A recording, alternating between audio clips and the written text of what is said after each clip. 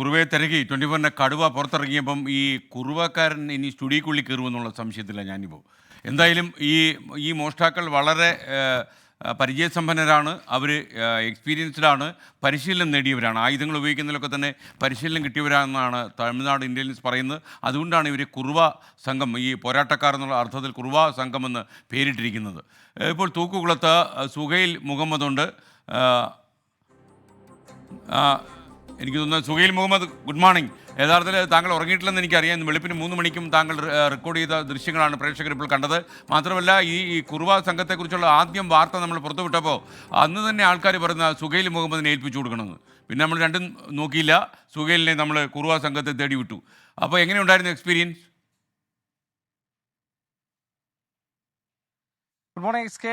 ജീവിതത്തിലെ ഒരു വല്ലാത്ത എക്സ്പീരിയൻസ് ആയിരുന്നു. കുറുവ ആലപ്പുഴക്കാരുടെ ഉറക്കം കെടുത്തി, തത്വത്തിൽ നമ്മുടെയും ഉറക്കം കെടുത്തിയിരിക്കുകയാണ്. ഉറങ്ങിയില്ലെങ്കിലും പക്ഷേ അതൊരു വല്ലാത്തൊരു അനുഭവമായി തന്നെ മാറുന്നു. പക്ഷെ അതിനപ്പുറത്തേക്ക് ഇവിടെയുള്ള ജനങ്ങളുടെ ഭീതി തന്നെയാണ് നമ്മുടെ മുമ്പിലുള്ളത്. അതായത് നമ്മൾ പലപ്പോഴും പറയാറുണ്ട്, രാവന്തിയോളം ജോലിയെടുത്ത് സുഭിക്ഷമായ ഭക്ഷണം കഴിച്ച് സ്വസ്ഥമായി ഉറങ്ങുന്നതാണ് ജീവിതത്തിലെ അല്ലെങ്കിൽ ലോകത്തിലെ ഏറ്റവും വലിയ ലക്ഷറി എന്ന് പറയുന്നത്. പക്ഷേ ആലപ്പുഴയിലെ ജനങ്ങൾക്ക് ഇപ്പോൾ തൽക്കാലം ആ ലക്ഷറി ഇല്ല. ആ ഉറക്കമില്ലായ്മ ഉണ്ടാക്കുന്ന കുറുവാ സംഘമാണ്. അപ്പോൾ നമ്മളിപ്പോൾ ഉള്ളത് ഈ തൂക്കുകുളത്തെ ആദ്യം